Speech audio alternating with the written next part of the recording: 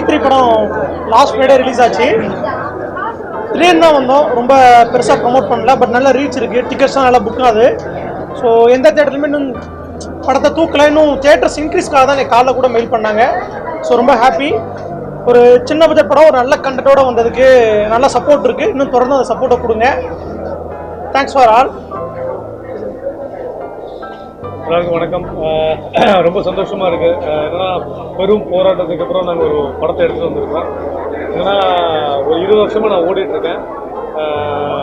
So நல்ல கதை நம்மளை தேடி வரணும். ஸோ அப்படி ஒரு பழையவன் அறப்பட்டதுக்கு அப்புறம் ஒரு 7 வருஷம் கழிச்சு ஒரு படத்தை நான் நடிச்சிருக்கேன்.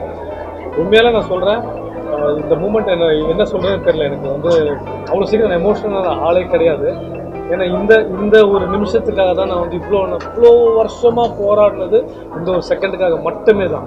உங்கள் எல்லாருக்குமே தெரியும். ஏன்னா எந்த படம் வந்தாலுமே நீங்கள் எழுதி கொண்டு வந்துருக்கீங்க. ஸோ ஒரு படத்துக்கு முன்னாடி பெரிய போராட்டங்கள் இருக்குது. ஒரு டைரக்டராக அவர் சந்திச்சிருக்காரு, ஒரு ப்ரொடியூசராக அவர் சந்திச்சிருக்காரு, ஒரு நடிகனாக நான் சந்திச்சிருக்கேன். இதெல்லாம் தாண்டி ஒரு வெள்ளிக்கிழமை ஒரு பெரிய படங்கள் கூட, ஒரு 6-7 படங்கள் கூட எங்கள் படம் வந்திருக்கு. சத்தியமாக சொல்கிறேன், சிவன் மேல ஆணையா, இந்த மூமெண்ட் எங்களுக்கு கேக் கட் பண்ணதுக்கு அர்த்தம் எங்களுக்கு வந்து 2 கோடியோ 3 கோடியோ 10 கோடி கலெக்ஷன் கிடையாது. நாங்கள் இதை சத்தியமே எதிர்பார்க்கல. உண்மையில் இந்த மூமெண்ட் வந்து எங்களுக்கு ரொம்ப பெரிய மூமெண்ட்டு. அவர் உழைச்சிருக்காரு, நான் உழைச்சிருக்கேன், ப்ரொடியூசராக உழைச்சிருக்கோம். ஏன்னா இந்த படம் வந்து மக்கள்கிட்ட போய் சேர்ந்துருக்கு. D3 எல்லாருக்குமே தெரியுது.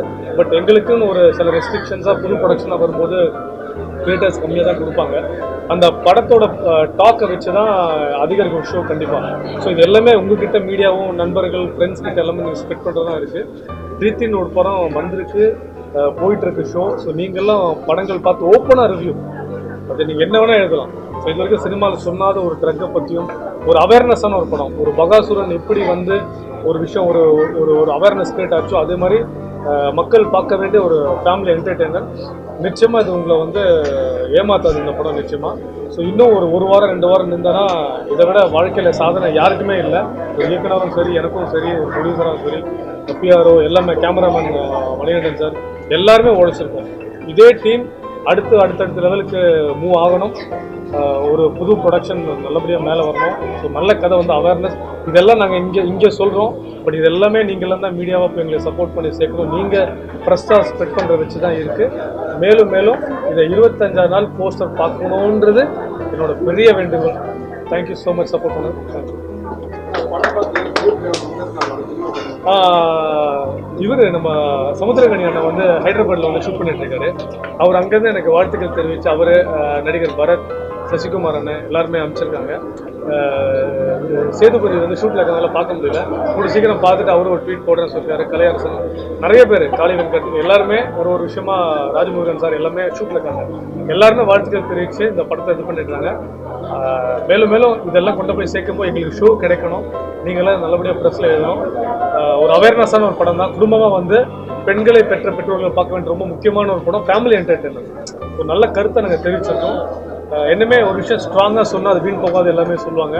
ஸோ அதோட ஒரு முதல் படி வந்திருக்குன்னு நம்புகிறோம். ஸோ நீங்கள்லாம் போய் கண்டிப்பாக சேர்க்கணும். ஸோ மெடிக்கல் ஆர்கன் அப்படிங்கிற மாதிரி தான் வெளியே வந்து விமர்சனம் போயிட்டுருக்கு. நான் ஒரே ஒரு விஷயம் சொல்லிக்கிறேன், இந்த மெடிக்கல் ஆர்கன் சம்மந்தப்பட்ட கதை கிடையாது. அதை தாண்டி கிளைமேக்ஸ் ஒன்று சொல்லியிருக்கோம். ஸோ அது கொஞ்சம் எல்லாரும் சேர்ந்து எடுத்துகிட்டு போனீங்கன்னா நல்லது. இன்றைக்கி இருக்கிற காலகட்டத்தில் எந்த அளவுக்கு நீங்கள் பெண்களை பாதுகாப்பாக இருக்க சொல்கிறோமோ அந்த அளவுக்கு டீனேஜ் பசங்களும் பாதுகாப்பாக இருக்க வேண்டிய சூழல் தான் இருக்குது. அதை படம் பேசும். தென் D3ங்கிறது ஒரு சீக்வல், அதையும் நான் சொல்லியிருந்தேன். இதோட கண்டினியூட்டிங்கிறது D2, D1 அப்படிங்கிறது இருக்குது. D2 இன்னும் கொஞ்சம் நாளில் ஷூட் ஆரம்பிக்க போகிறோம். இந்த வருஷமே வந்துடும். D1 பார்ப்போம். இன்னொரு முக்கியமான விஷயம் என்னன்னா, இந்த மொமெண்ட்டை யோசிக்கல. நிறைய பசங்க படத்துக்கு வருவாங்க, ஃபேமிலி வருவாங்க கேள்விப்பட்டேன். நம்மளாம் தெரியல இவ்வளோ ஆடியன்ஸோ பெண்களோ ஃபேமிலி வந்து படம் பார்க்குறாங்கன்னு சொல்கிறது ரொம்ப சந்தோஷமாக இருக்குது. நீங்கள்லாம் படம் பார்த்துட்டு ஒவ்வொருத்தரும் உங்கள் ட்வீட்டை கரெக்டாக ஒரு இன்ஸ்டாகிராமோ ஒரு வீடியோ பைட்டாக எடுத்து நீங்கள் ஷேர் பண்ணுங்கள். உங்கள் பக்கத்து வீட்டில் ஃப்ரெண்ட்ஸுக்கிட்ட சொல்லுங்கள், ஓப்பனாக சொல்லுங்கள். அதெல்லாம் தான் ஒரு மவுத் ஆகும். எப்படி வந்து ஒரு அயோத்தியா படம் வந்து ஒரு அவேர்னஸாக ஒரு விஷயம் நடந்துச்சோ, மனித நேயமாக ஒரு விஷயம் நடந்துச்சோ, அது மாதிரி தான். அது பெரிய செட்டப்பு, பெரிய குரூப்பு, எங்களுக்கு பெரிய பேக்கப் இல்லை. நாங்கள் இப்போ தான் வந்திருக்கோம். ஸோ நீங்களே எழுதுகிற ஒவ்வொரு வார்த்தையும் ரொம்ப ரொம்ப முக்கியமான விஷயம். எங்களுக்கு பெரிய எனர்ஜி. ஸோ நல்ல ஸ்டார்ட் அப் கொடுத்துருக்கு. ரொம்ப ரொம்ப நன்றி. தேங்க்யூ.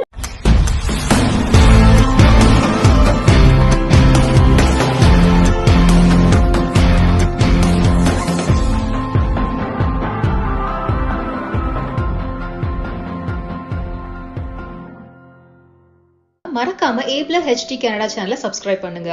நியூஸ் பத்தின ஃபீட்பேக்ஸை கமெண்ட் செக்ஷன்ல ஷேர் பண்ணுங்க. மீண்டும் நாளை வேறொரு வீடியோல சந்திக்கலாம். அதுவரை நன்றி, வணக்கம்.